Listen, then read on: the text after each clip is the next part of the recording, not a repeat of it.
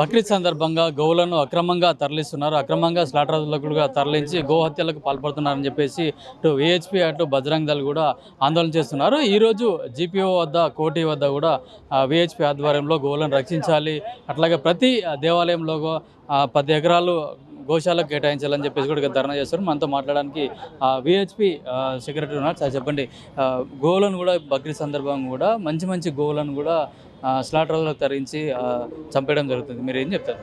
మీ demands ఏంటి అసలు? జై శ్రీరామ్. నా పేరు ముఖేష్ యాదవ్, బజరంగ్ దళ్ తెలంగాణ ప్రాంత సహ సంయోజక్. నేను ఉండేది పాతబస్తీలో. అనేక సంవత్సరాలుగా అక్కడ గోవధ జరుగుతూనే ఉన్నాయి. ప్రతి గల్లీలో స్లాటర్ హౌస్లు ఉన్నాయి.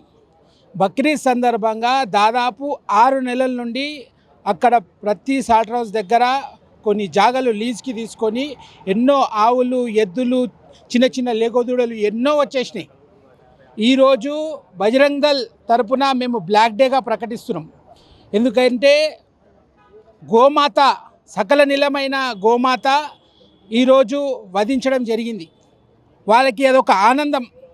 ముస్లింలలోవి ఒక సానుకూల స్పందన ఉంది, కానీ హిందువులని, వాళ్ళకైతే హిందువులపైన ద్వేషంతో వాళ్ళు ఈరోజు ఈ ఆవులని వధించడం జరుగుతుందని మేము భావిస్తున్నాం.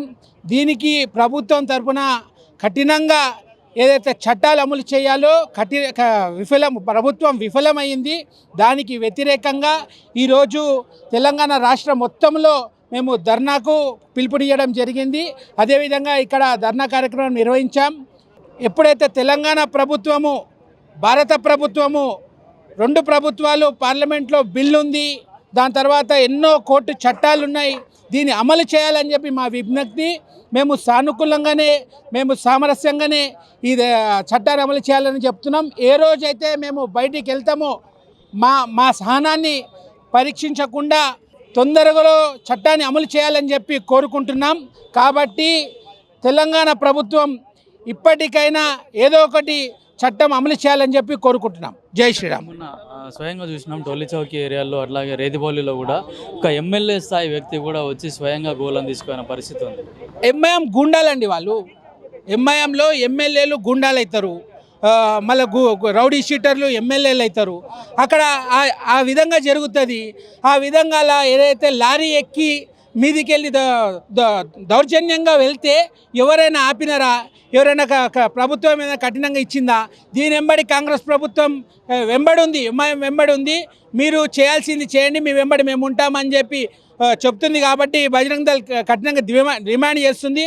ఏదైతే ఎమ్మెల్సీ రహమత్ బేగ్ ఈ సంవత్సరం నాంపల్లి ఎమ్మెల్యే ఇద్దరు కలిసి వాళ్ళకి అందరికీ మద్దతుగా నిలబడి తను ఓపెన్ ఛాలెంజ్ చేసిండు. సంవత్సరం మొత్తం గోవధ జరుగుతుంది, బక్రీద్ పరంగానే మీరు బజరంగ్ దళ్ వాళ్ళు అడ్డుకుంటారని. అరే సాలే, ఏ రోజు సంవత్సరం మొత్తము బజరంగ్ దళ్ డిమాండ్ చేస్తుంది. బజరంగ్ దళ్ వెంబడి గోరక్ష వెంబడే ఉంటుంది.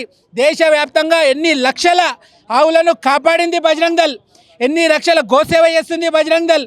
ఏ ఒక్కరోజు బక్రీద్ రోజు కాదు, సంవత్సరం మొత్తంలో బజరంగ్ దళ్ గోరక్ష పేరు మీద, గోసేవ పేరు మీద అనేక సంవత్సరాలుగా బజరంగ్ దళ్ డిమాండ్ చేస్తుంది. ఏ రోజు ఒక్కరోజు గోరక్షకులు సాలే అనగానే అయిపోతున్నా రే సాలే. ఈరోజు బజరంగ్ దళ్ డిమాండ్ చేస్తుంది, నిన్ను, నీ ఎంఐఎం ప్రభుత్వాన్ని, ఏదైతే కాంగ్రెస్ ప్రభుత్వాన్ని అందరికీ డిమాండ్ చేస్తున్నాం. మీరు ఏ రోజైతే గోరక్ష చేయాలి, ఏ రోజు ఒక్క ఆవు గిట చంపకుండా మేము కాపాడతామని తీరుతున్నాం. జై శ్రీరామ్.